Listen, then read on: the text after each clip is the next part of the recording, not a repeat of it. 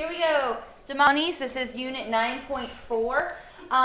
If I did not tell you guys the good news, here is one less thing you have to do. We're almost done, one unit of work.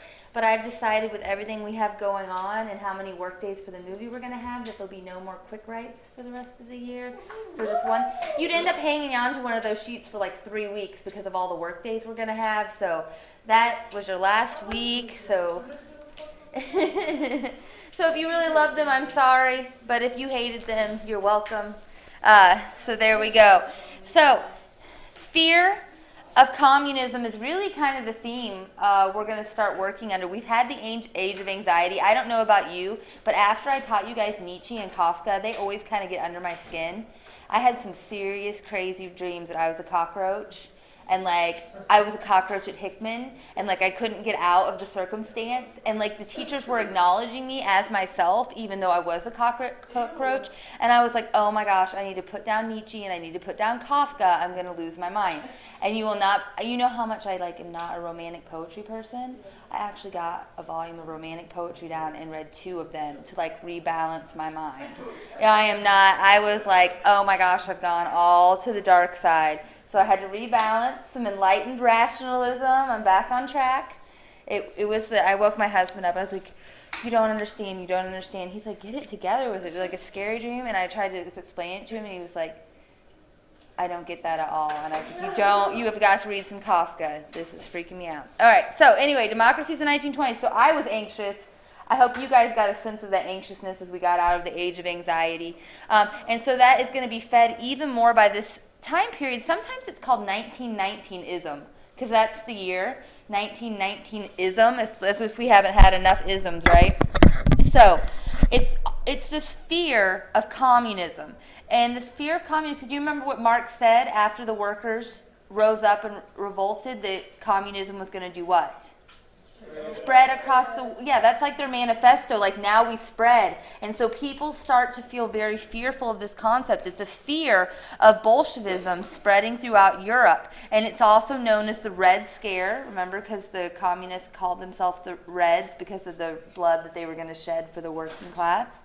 The same thing is going to happen in the United States. We're going to see our own Red Scare here. It's going to happen a little bit differently, but it will be kind of around the world. And it's just this big fear that communism is coming. Okay, so here's a map of Europe in 1919, just to show you, still after our Treaty of Versailles, how kind of everything is split up. We still have a lot of democracies, but we're going to see the rise of communism and fascism here in this time period as well. We're going to move through different countries in this time period and kind of the fear and the problems that they experience here. Yeah, like the Reds are coming, like the Red Scare, and so we're going to move through country. I think I'm going to go Germany, France, Great Britain, and then the United States. I think is the order that made the most sense to me. Save us for last. But communist revolutionaries are going to even take over Berlin for a week in January of 1919, and that's what we're going to move into. So it's not that it was an unfounded scare. We do know that the Communist Manifesto is that once the revolution has happened, that it should spread worldwide. Did some of these really strong democracies need to be worried about it? Not so much. Like, I think the United States had just too much. I think we were like, ooh, we messed up in that Archangel expedition. Like, they're coming to get us. I think that was a little less grounded fear. I think some of the new governments, like the Weimar Republic, Germany, it's the first time they've ever been a republic. What did they have before? The people just decided to call themselves a republic. Yeah, they had a Kaiser Wilhelm. They've always had, since they unified, since forever. And so they're very young, they're very vulnerable. So I think they did have a right to be like, oh my gosh, the Reds are coming, okay? So that's the Weimar Republic. Here we are in Germany. If you remember, we've left off where the Social Democratic Party, or the SPD. The SPD is the last political party that we talked about. And it's going to take control of the government on November 9th of 1918. Kaiser Wilhelm II, we've already kind of covered all of this, but we're covering it by theme here, abdicates the throne that same evening. So remember, those people had all those pamphlets falling from the sky. Here's her phone. All these pamphlets falling from the sky, and they were like, oh, it's not going to be so bad if we sign this treaty, we sign this appeasement and we stop fighting. We're going to declare ourselves a republic. Okay? So we have Wilhelm abdicating, and the SPD we know have been the largest party in Germany prior to the war. It was our dominant political party. We've talked about it a couple of times. Now we have this new government taking over, and they take over under a fear of communist revolutions. This is going to be why the people declare a republic, but it's without official consent of any other political party. So the SPD wasn't the only party, but they were the largest, and they're going to be the party that declares the Weimar Republic a republic. And so we know, just from the history of this class, that once you do this, you open yourself up to vulnerability both from the left and from the right. And so we're going to talk about challenges or threats from the left. Does anybody remember what the left means? Like, what side is that politically? From the French Revolution, we learned this term. Yeah, radical. Okay, radical. They're going to be like our revolutionaries. They're going to be our communists in this situation. So we're going to see threats from the communists first. So maybe, they weren't off mark on being scared of the Reds. Then we'll see some threats from the right, which are our conservatives. They're the people that are reactionary. They only act if someone acts against them. But we're going to start with our left. So Germany, like I said, is a baby. It is a baby republic. It's in its infancy. It's vulnerable. Okay? And that made the Weimar's hold on power tenuous. Does anybody know what the word tenuous means? You'll probably see what? Tenuous. Fragile. Yeah. It's not able to hold on. It's not going to hold on. It's barely holding on. That's tenuous. So if you see that on the AP exam. So the Weimar Republic is going to have to rely on the conservative military groups to save it from these communist outbreaks because it cannot protect itself. We're going to see that now the military is going to be able to say, you owe us. Okay, so remember that. It's kind of, we've seen this before. This is a pattern that's repeating. So the government's going to be given support from the military groups, and in effect, the Weimar government is going to become a prisoner of the German army, which is it's not going to be good for its infancy here. So, it didn't even control its own army? Right, the army's protecting it. And so now they pretty much are indebted to the army, and the army is controlling it. So now we have pretty much an army-run nation. Is that a republic? No. Okay, so we see very quickly that this isn't going to be ideal. Yes. All right, so the group that helps them, and they happen to hate communism, so they're going to help because remember, our threat is from communism. So it's going to step in are called the Free Corps. On your Words of the Week quiz, you will want how it is actually spelled in German, not the Free Corps, but that's how it's pronounced. It's the American translation. The Free Corps are a right-winged paramilitary group that formed after World War I, and they are going to become the group that protects the Weimar Republic from the communist repression, okay? And so they dislike communism, and they're going to put down the commies. And so if you think about this, they're just kind of a military group running around. You can see here, they're running around the streets like the police, and they're going to try to just hold down any communist movements, okay? The Spartacists, however, here's a poster here. They say Spartacus because they rebels.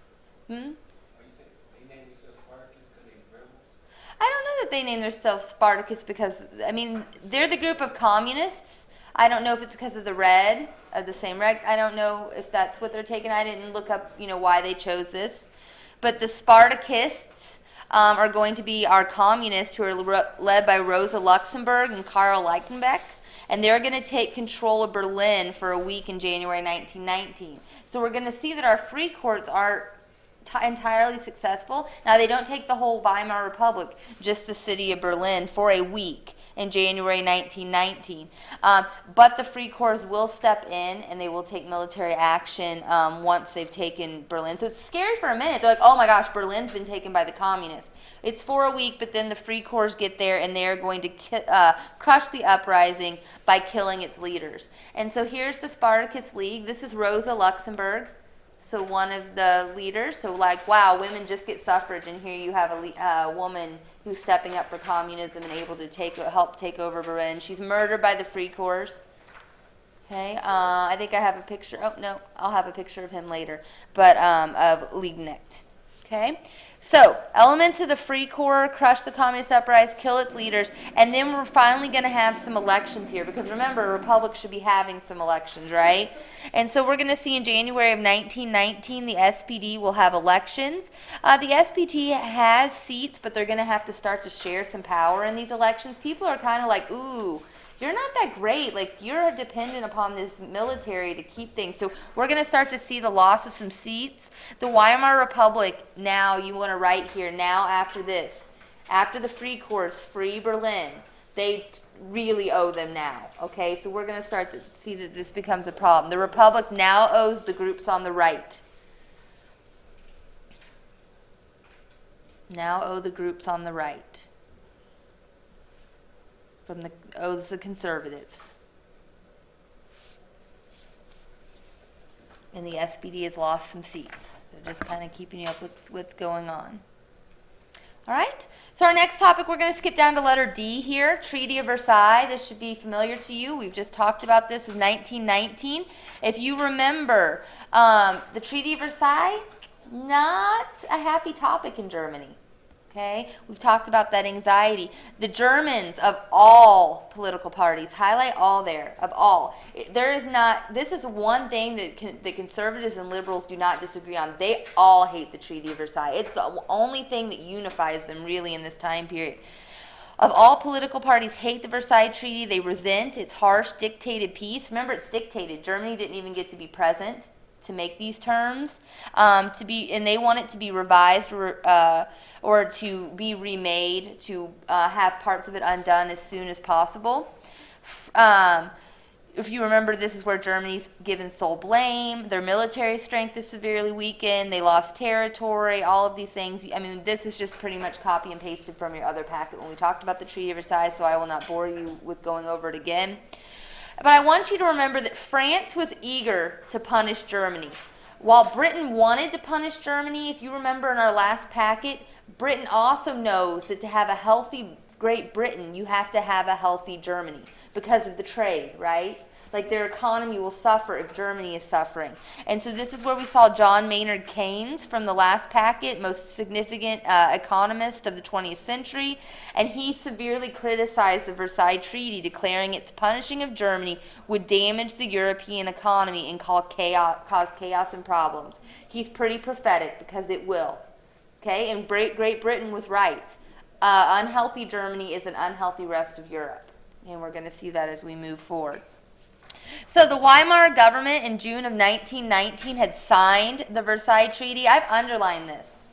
If you were the government that signed the Versailles Treaty and everybody hates it, what do people think about you? But you suck. Yeah, you suck. Remember, like, when we talked about the Third Republic in France and all that, and the first decision you make tends to be the one that sets the tone? You would not want your first impression to be the Versailles Treaty in Germany. Okay? And so people start to look at the Weimar Republic as a backstabber, and we're going to get to that term here. It probably doomed the Weimar Republic from the start. Okay, it really didn't give them a chance because people hated the Versailles Treaty so much. So you're the government that signed the treaty, and everybody hates the treaty. The conservatives, including influential military elements, saw the signing of the treaty as a stab in the back, meaning you thought you could trust me, but then you turned around, okay, and I did you dirty behind your back. I stabbed you in the back, okay? I betrayed your trust. And so they're going to start to see the signing of the treaty is actually called a stab in the back, or the diktat, the dictated peace, because they didn't get a choice in it. Remember, they didn't get to be represented there. Okay. Yeah. So the stabbed in the back theory, disgruntled German World War I veterans. So especially the veterans that have served. Okay. You need to know that people feel like, hey, all of these people died. We gave up all of these things. They're very angry at the Weimar Republic. Pretty much doomed from the start. We do get a new constitution, however, created in August 1919 under the Weimar Republic, and we have had an election, so they're trying to act like a republic in some senses. However, we are going to see that there is an upper and lower house. The Reichsrat is the upper chamber, and it represents the federal states. It's like our Senate, if you had something to compare it to. And we'll see the creation of the Reichstag, the lower house, elected by universal suffrage. So we now have universal suffrage in Germany, and it supplied the chancellor and the cabinet. We will now have a president of Germany, and we're going to talk about our first president in a second. I'll show you a picture, and they can serve a 7-year term. So this is new. They're trying to be a republic here.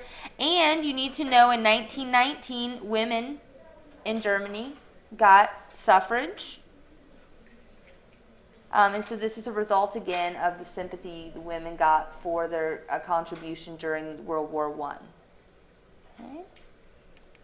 So here's our new president of Germany, first president of the Weimar Republic, very distinguished man, Friedrich Ebert. So when you see me in the notes later referencing Chancellor or President Ebert, that is who I'm talking about. You can put a name, face with a name.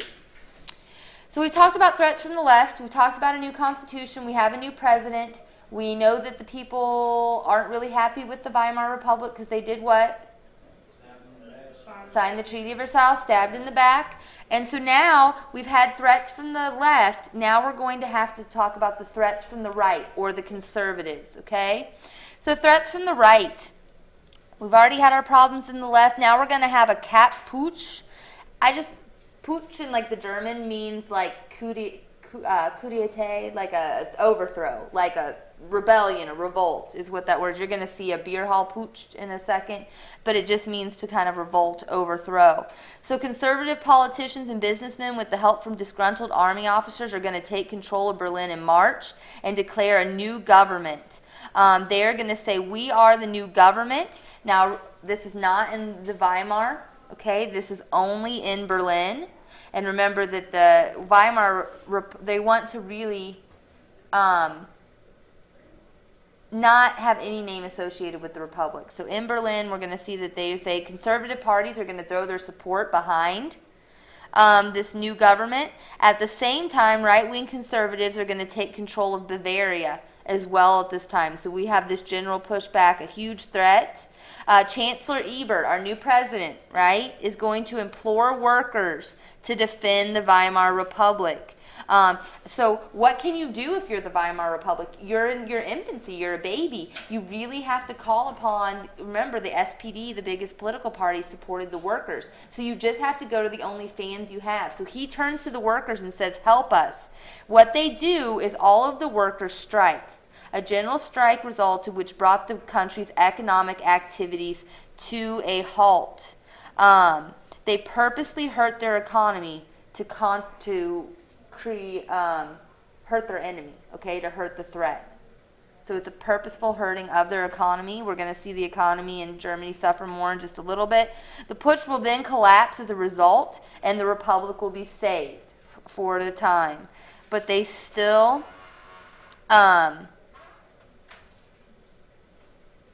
going to have some problems moving forward. Okay. So though certain conservative groups failed to take power forcefully, they continued to gain seats in the Reichstag. So even though the Republic wins, we still are losing more seats in the House. And the SPD will eventually withdraw from the government, leaving a fragile center-right coalition in charge. Okay, so this is very important. Some of these right are going to end up in what will become the Nazi Party.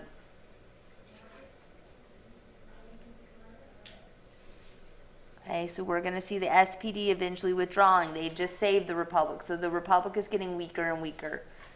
Okay.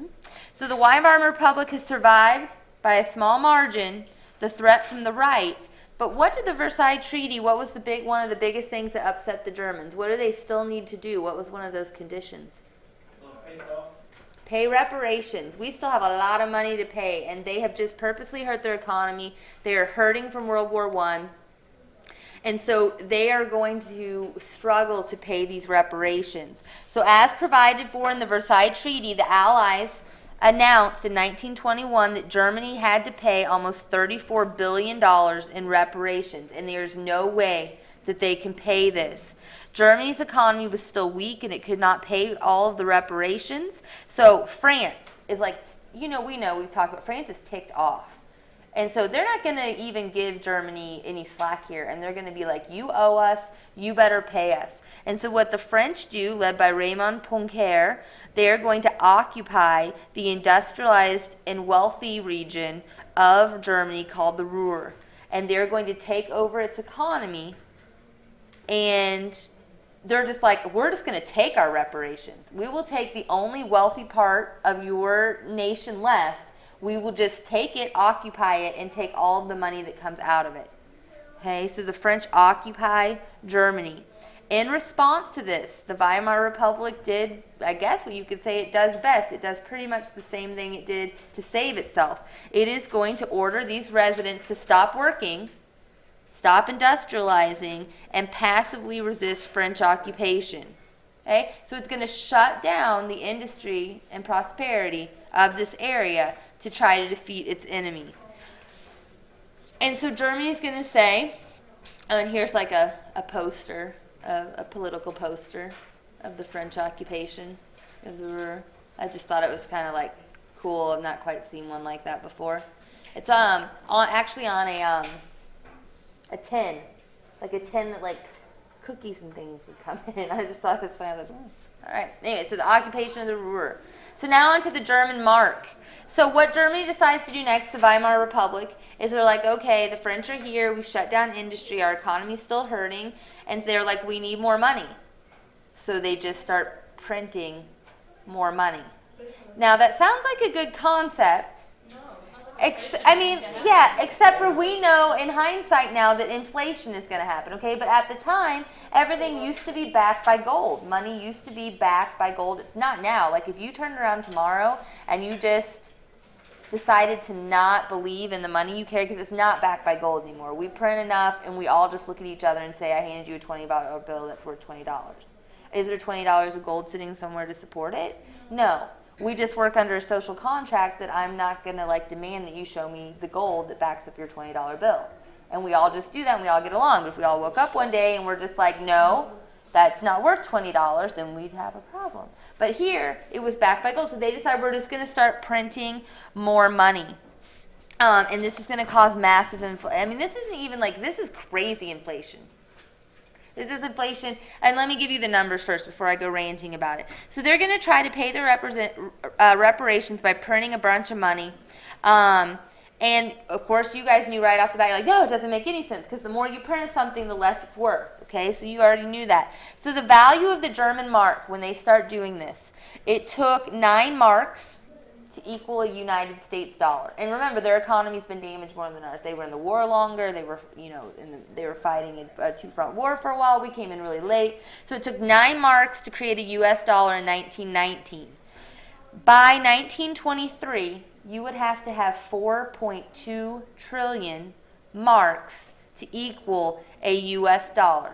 That means if you wanted to buy a loaf of bread, you needed a wheelbarrow full of $4.2 trillion to do so.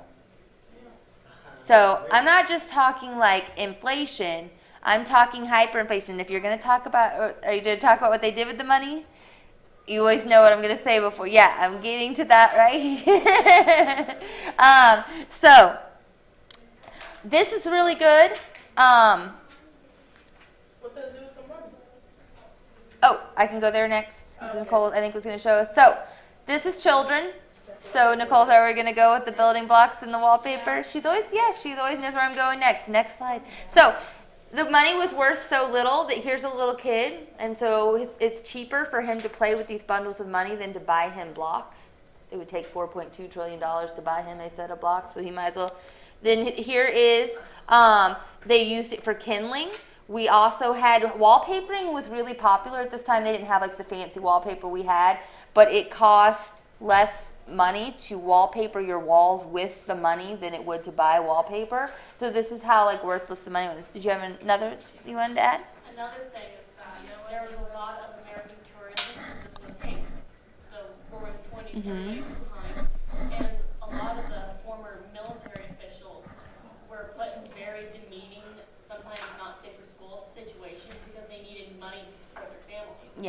Yeah, it was, I mean, it's bad. It's going to be bad, and we're going to see it get really, really bad.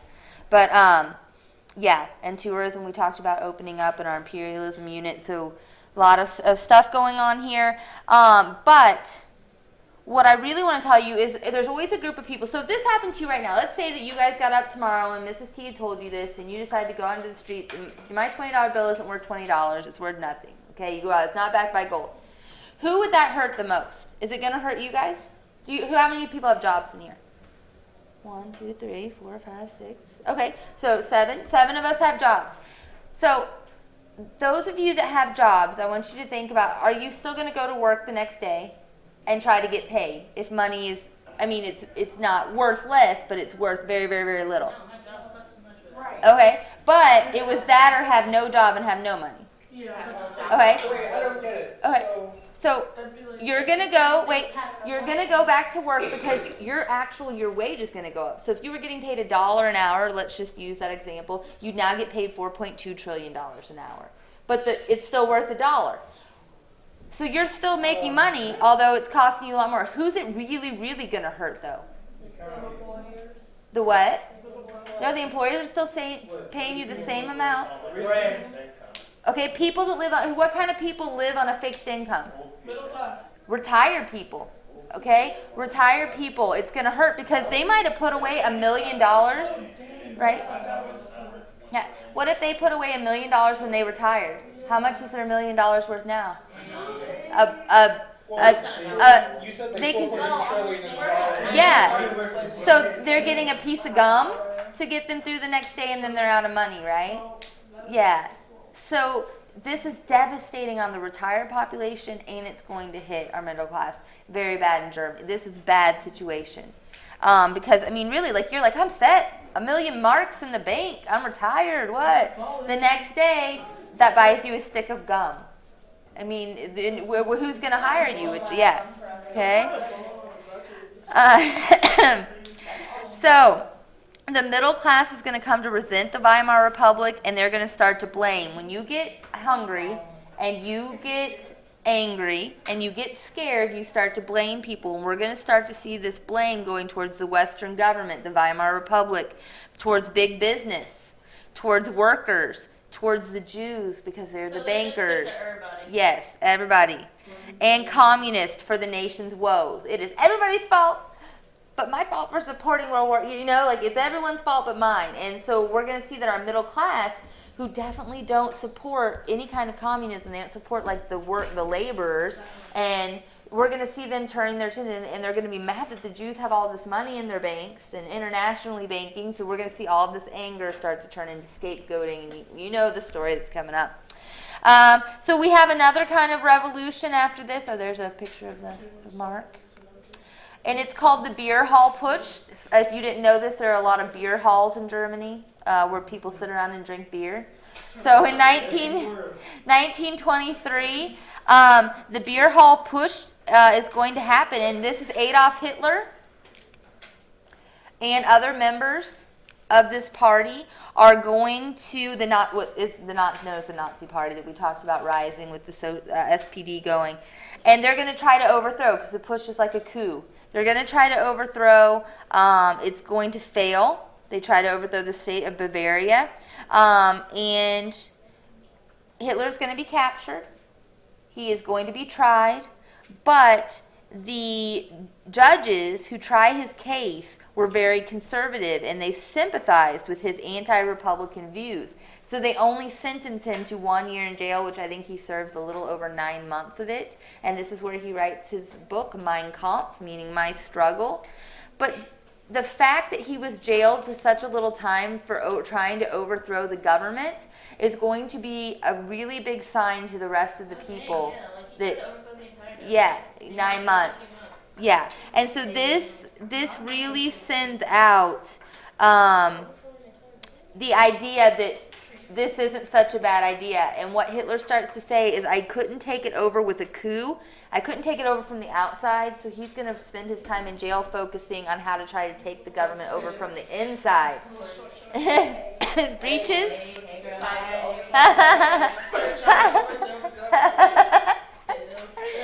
So he... So He is going to try to overthrow the government from inside now, and this becomes his focus. How can I make my party the strongest in the government and take over that way? So we'll come back to him a lot in Unit 10, but that's where we're headed. So Gustav Stresemann is going to assume leadership in 1923. He's going to so he takes over Ebert's position. We're going to see he calls off passive resistance in the Ruhr and agree to pay reparations. So Stresemann is going to say, okay, guys, let's try to be, and here's before I move there, I guess here's the beer hall pushed idealized, so that idea that this is a cool thing to do after Hitler only gets 9 months and propaganda. Yeah. Oh, here's Hitler in prison. Yeah. It was very like kind of like a white collar prison, not like the prison you think of. Yeah, kind of, I guess, like Martha. Yeah.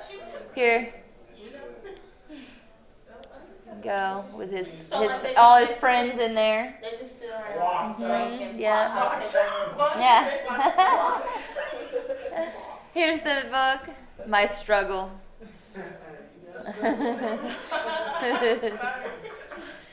All right. Okay, so here's where we are. I forgot to put all those extra slides in there, especially the one with the breeches for the ladies over here. So we have Gustav Stresemann, who's going to take over Ebert's position.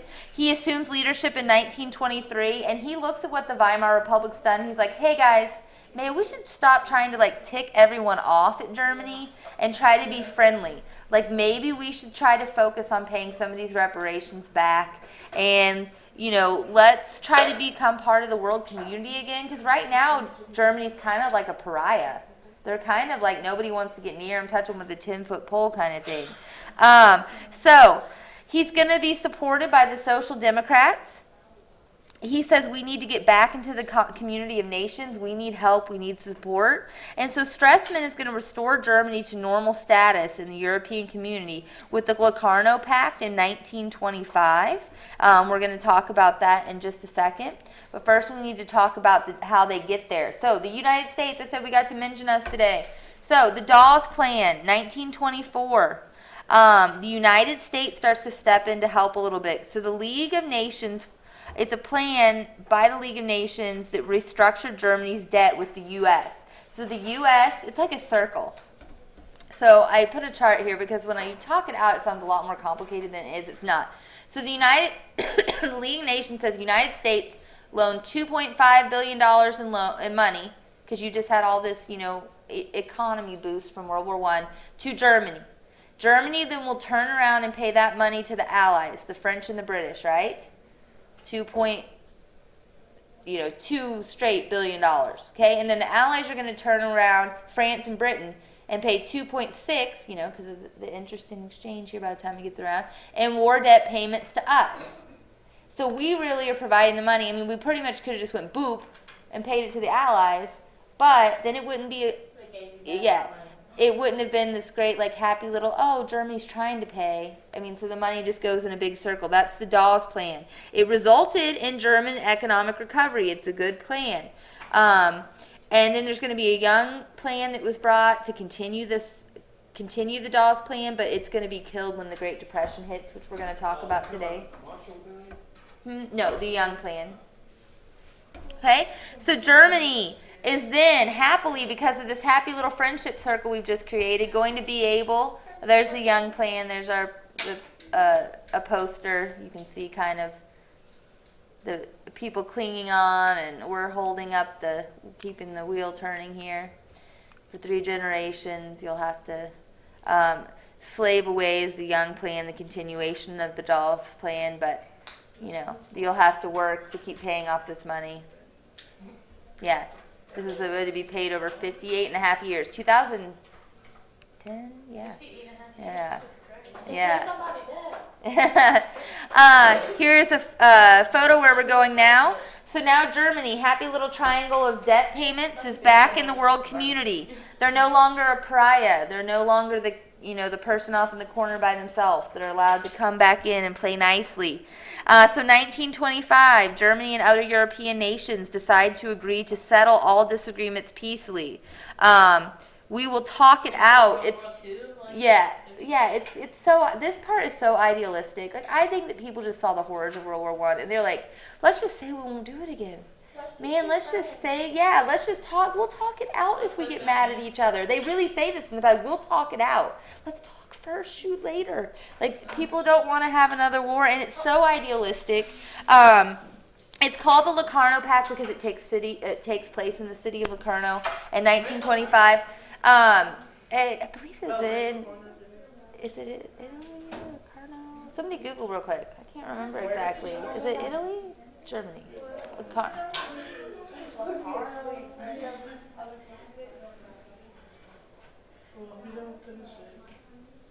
Here's everyone. You can see, like, this is a cool picture, like all of the representatives signing here that they were there and we're going to agree to get along.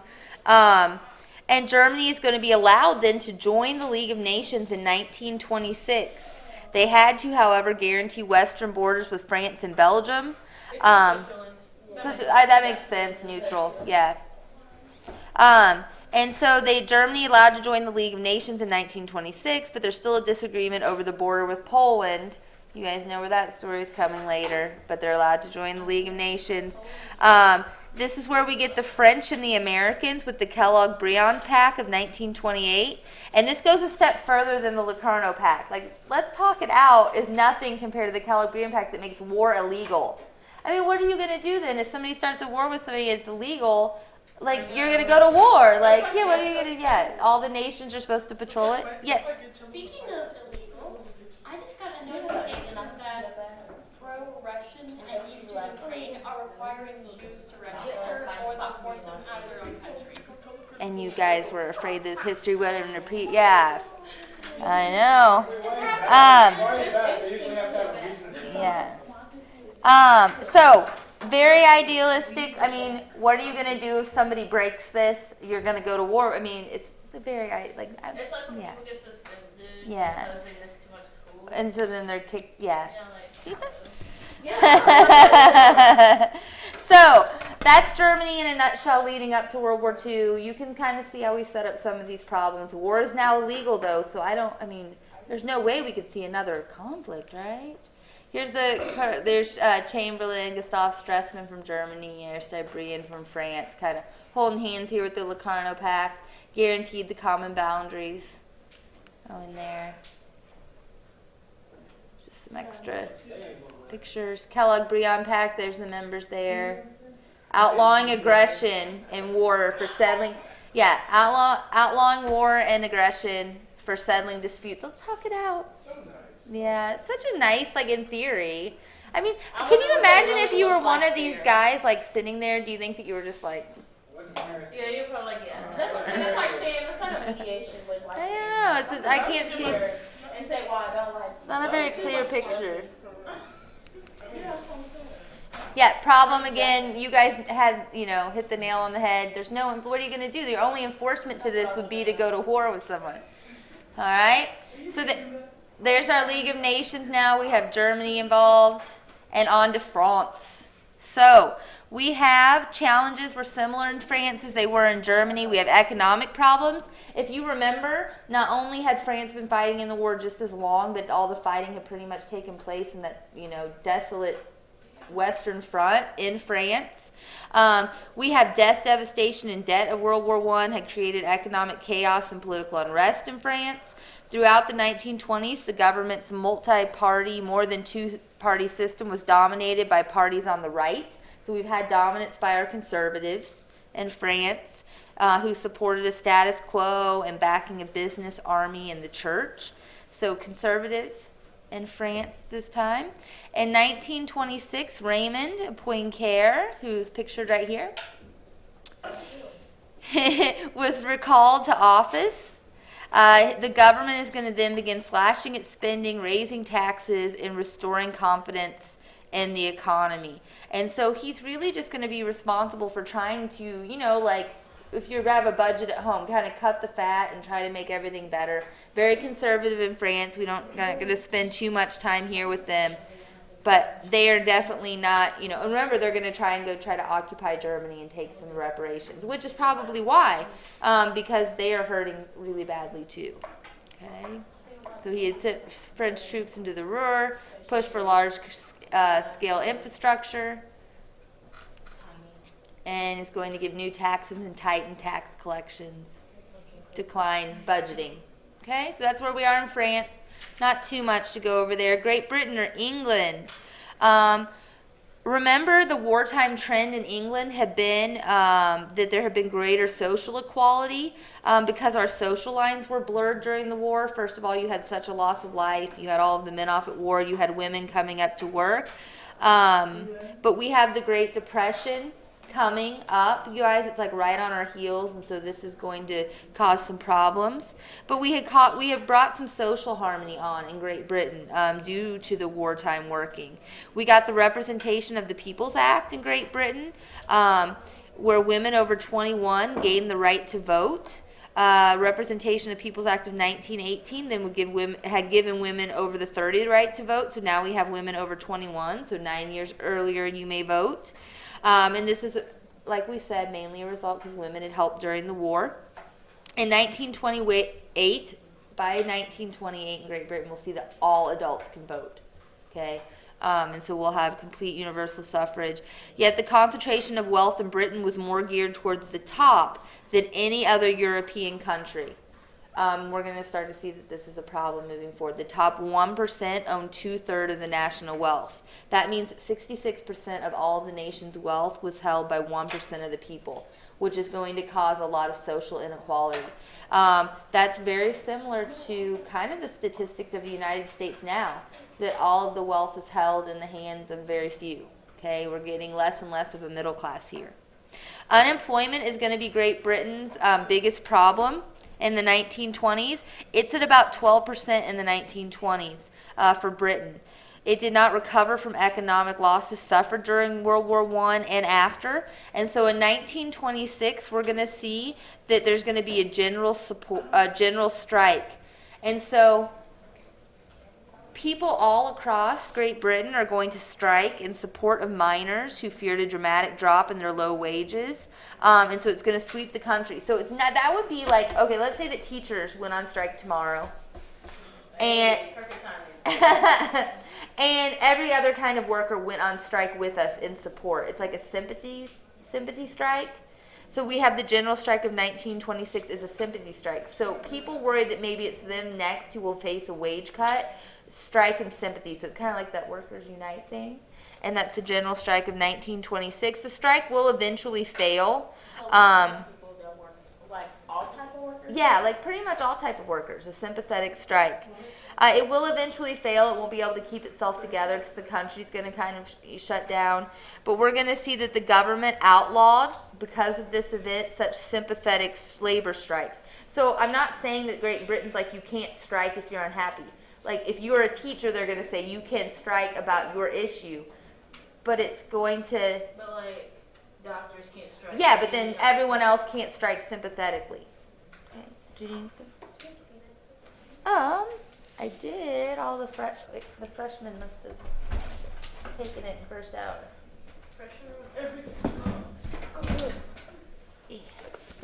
Always keep an extra box hidden away. All right. So 1926, we have the general strike. And then, as we've already talked about in Great Britain, they have been developing a lot of social welfare. I'm sorry, that's just the making it illegal. So after World War I, we're going to see that social welfare is going to continue to grow in Great Britain. The government's going to provide unemployment benefits of equal size to the unemployed and supplement these payments with, we're going to see subsidized housing. So they'll help you with housing if you can't afford it. We'll see that there's an increased old age pension, and so we're moving more towards a welfare state. And we're going to see that the Labour Party, that represents the workers, is going to rise as a champion of the working class and of greater social equality, and is going to take power briefly in 1924 for 9 months. And this party is going to be led by Ramsay MacDonald. 1924 and 1929 he will be its leader. It came to replace the Liberal Party as the main opposition to Conservatives. We're going to see that this is... we have our conservatives, liberals. Remember how we kept bouncing back and forth in Great Britain? That's going to continue as we move forward here. We're going to continue this path of conservatives and liberals shifting power. Conservatives are going to regain power by reframing the Labor Party as pro-communist when it officially recognizes the Soviet Union. And then we have our power shift, like I said, then to the conservative side, and this is under Stanley Baldwin. And he's going to rule Great Britain between 1924 and 1929. And he's going to show the same compromising spirit on social issues, female suffrage, and expand pensions to widows, orphans, and the elderly.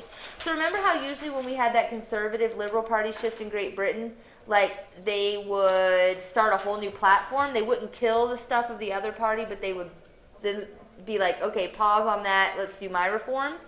This time when we see the shift in Great Britain, we're going to see that they continue on with the same kind of reforms. So this is kind of a different shift here.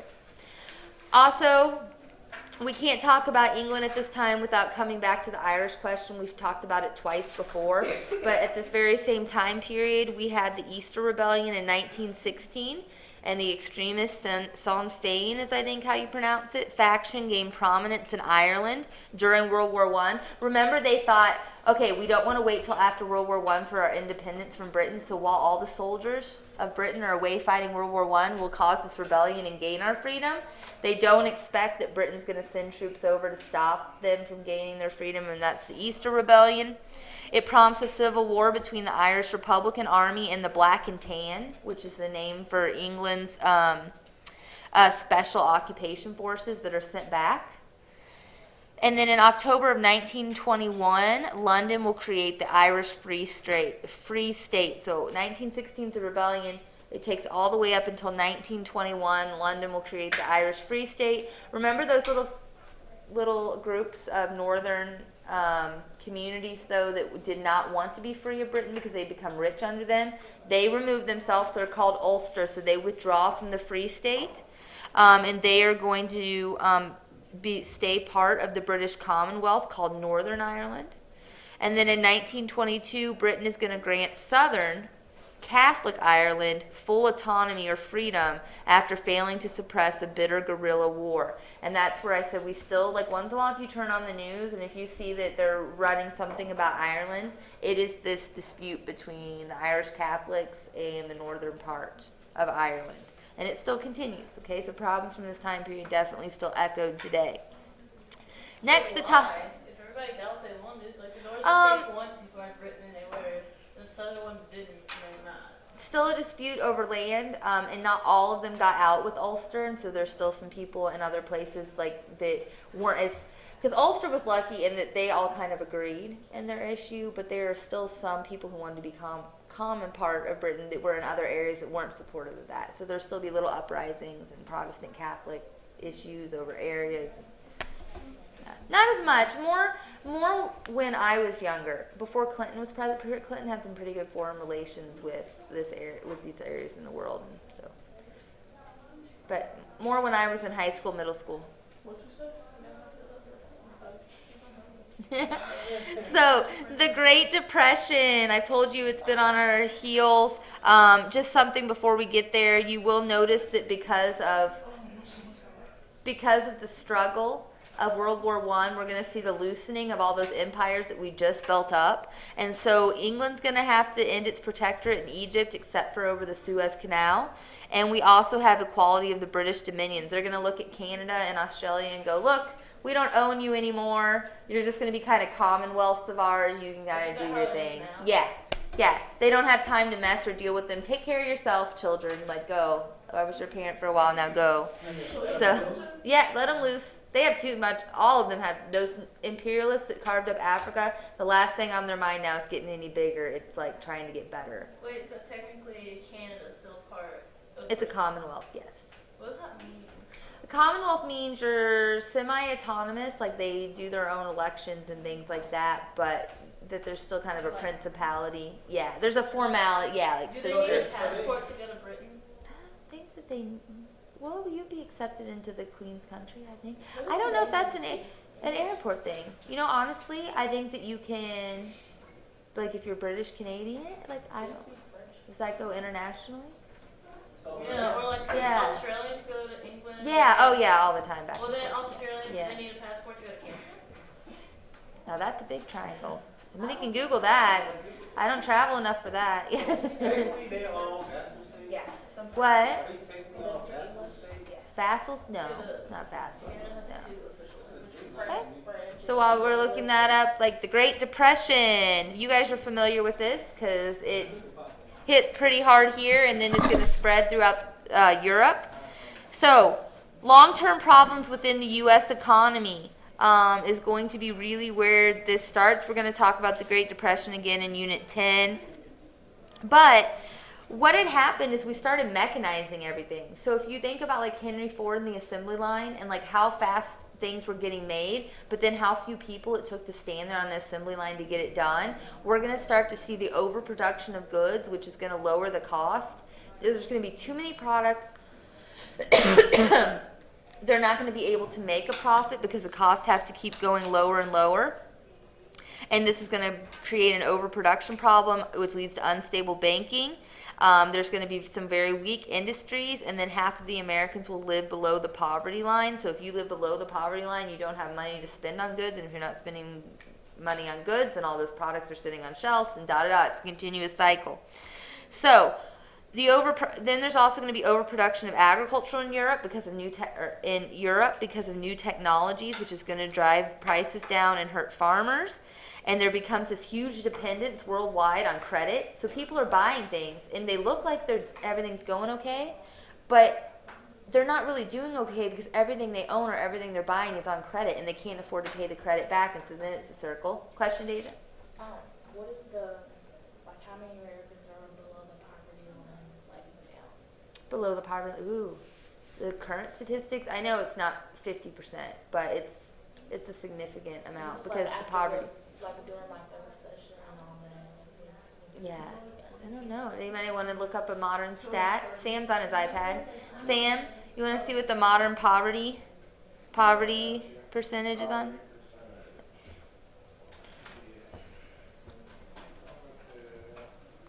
A lot of people. United States. Wow.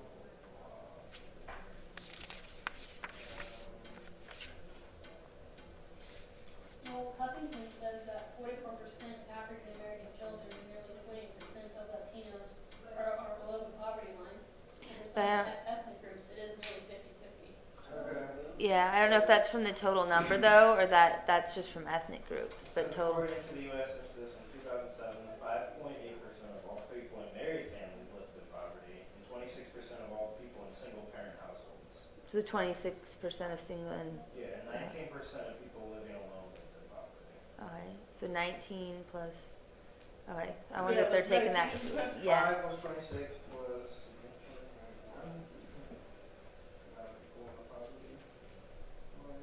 18. You might be with those numbers pretty close. Or are they taking 29% of like the total single people, but on each category? So I don't know if you can add that across the board. It says in November 2012, the U.S. Census Bureau said more than 16% of the population lived in poverty. 16%. Yeah, I It thought it was was like up from 14%. But we're kind of recovering from the really anxious a couple years ago. I'd say we're on the end cusp of that age of anxiety we had recently. Like things are getting better slowly, Right. but so 16%. Maddie, you need to grab a walk, a drink. The Great Depression killed her.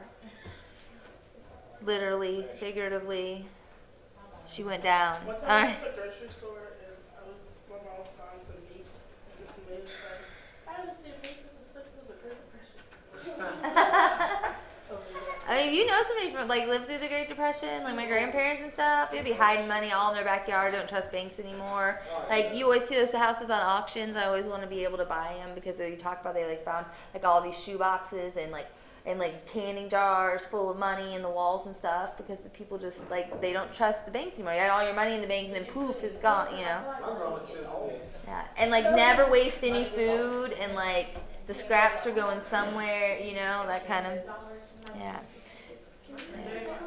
But so compounding all of this is the stock market crash, we had all these people going, oh, the stock market's great, get in, you're making money, and so then like all these stocks are rising, and then remember it's that bubble effect where then the one person's like, it shouldn't be that high, and remember then they start selling, and everybody starts selling, and the price just crash out, and so people sell, so that, I think the stock market crash triggered it to go worldwide because so many things were tied up in the stock market. So we already had overproduction, we had manufacturing, but the stock market crash is going to take us down.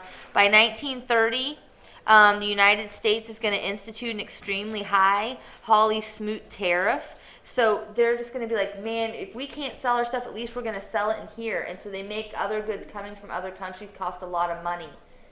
That is not going to make other countries very happy, and they retaliate against us, and they are going to institute their own tariffs. So now we have anything from anywhere else costing a whole bunch of money, and you can't get anything, and so things get worse. Yes? Okay, is this like London, Great Depression? Is that like Charles Dickens and all that? Oh, like please, yeah. Right around the same time period. Paris, there's the lines, of course, for rations. And unemployment, yeah. So New York bankers are going to begin recalling loans. So remember, we're the ones loaning money to Europe. So if we can't loan any more money, then that goes that whole balance. So impact of Europe of the Great Depression, it's going to shatter the fragile optimism of political leaders in the late 1920s. So like we really just put a Band-Aid on it, right? Like we just let Germany come back and play. We had just like seen stuff getting a little bit better. We're shaking off some of that anxiety. We don't think that we are the only answer, like Thomas would say, is just to kill ourselves. Like there might be a light, there might be meaning. We've done all of this, and then boom, Great Depression, stock market crash. People are like, what? And they jump off the New York City Yeah.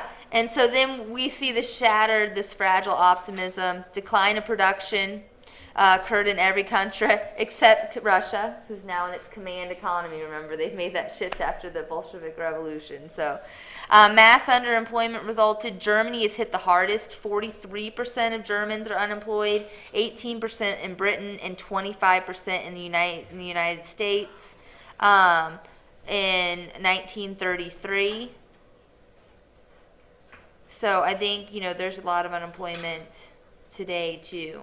I don't know if it's almost quite, but so again, you get that kind of that blame and anger. So we're setting the stage for that blame and anger, and so it's going to set the stage for this guy to say he has all the answers if you just listen to him, and that guy might be Adolf Hitler. Like, hey, I can fix it for you. You just have to put your faith in me. Yeah, it's going to give him his opportunity, and we'll talk about him in Unit 10. So attempted remedies is our last thing here other than coming back to France, and we'll be done. So I'm going to push through. It's kind of just fact. So Franklin Roosevelt's the president of the United States at this time. He is going to give us what is called the New Deal. You should be familiar with this. There's that chart for the unemployment, German unemployment. And the Great Depression, just some statistics, but it didn't come across very well. But if you want to go back and look at the video, it kind of has the number broken down like in every category, more than you probably needed to know. Decrease in world trade, decrease in value, decrease in volume because of all those tariffs. So like you can't afford to buy like anything from another country. It's almost impossible, and we started that with our tariff. And then we're going to get into some German election results. But attempted remedies, the New Deal in the United States sought to reform capitalism with increased government intervention in the economy. We're going to see that's the Keynesian approach that we just reviewed today. What? 6.7? Yeah. It's like the steady rate. Yeah, steady rate. Yeah, a lot. 25%. It's crazy. So, John Maynard Keynes, again, I mentioned him like 3 times in the past week. He is going to say if your economy is struggling, then your government needs to come in and it needs to be like the parent and it needs to pump a bunch of money into it. And that's like that's FDR's plan with the New Deal. Like, I'm going to take all the government money and I'm going to create jobs. I'm going to have them build dams. I'm going to have them build housing. I'm going to have them build roads. I'm going to have them build railroads. I'm going to keep them. And then if you didn't have a job and you didn't have money and now you have money, what are you going to do with that money? You're going to spend it, and the money goes back in the economy. And so what they're going to say, it's kind of like if you ever had a tool or you've gotten something that says like you need to, I don't know, I'm trying to think of an example, like a water pump. It says you need to fill it with water before you start for the first time. That's kind of like how this works. If you try to start it the first time and you haven't completely filled it with water, it's just going to burn itself out. But if you completely fill it with water the first time and let it go through, and that's what the government's doing with the money. It's like cushioning it. And Keynes would say this is the way that you need to do it. You need to spend a lot of money to get it flowing, even if you have to borrow money, which is called deficit spending.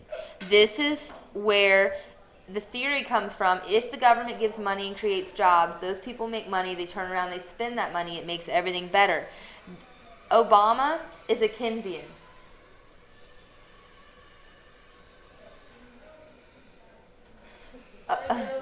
Yeah, Obama is a Keynesian. That is what he is saying. Okay, he is saying that the government should start the wheel rolling. The government should help get better. It should flood the economy with money, and then it will come back to the government. The only alternative, I guess, to Keynesian would just be it's natural not to do anything, like to just like hands-off approach would be the other. But, Obama gets a lot of criticism for it, but he's a Keynesian just like FDR was, that the government needs to be the one to provide the money.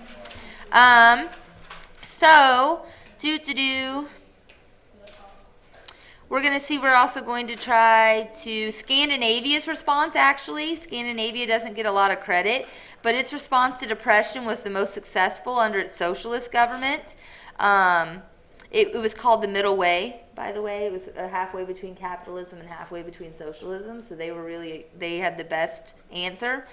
British recovery was different than the U.S. They tried to balance their budget, although we're still going to see huge unemployment, and it won't work, completely. The economy will recover considerably after 1932. The years after 1932 were actually better than in the 1920s. Like the U.S., Britain is going to come out permanently from the Depression due to rearmament for World War II. So really, we won't see ourselves fully come out of this Great Depression until we start to make money by building military weapons for World War II. France, the impact of the Depression didn't occur immediately in France. Wasn't as highly industrialized as Britain, Germany, or the U.S., and that's why. So it wasn't overproducing, so it doesn't hit as early. The Depression increased class tensions and gave birth to a radical right that supported government reorganization along fascist lines. We're going to see this in Unit 10. This is from the fear, threat from the right. On the left, we have the Popular Front. And the threat of fascism is going to promote the coalition of Republicans, socialists, communists, and radicals. And this is going to cause tensions between left and right in France. So we're really going to see all of this again. The French will create their own New Deal, inspired by our New Deal, and so to try to answer this Great Depression in France. And they're, have divisions over how to do this. And France is going to remain politically divided as Germany continued its rearmament in the late 1930s. And that's a pretty significant factor, because if France is staying divided while Germany's rearming, we all know where this is headed. Okay? So that's my little intro. We're going to pick up with World War II. You'll start it this weekend with a 20-minute video. That is all of my lecture, and there's my last little slide of where we're leaving off. Is it the age of new Napoleons? So just a funny little political cartoon here to take you out.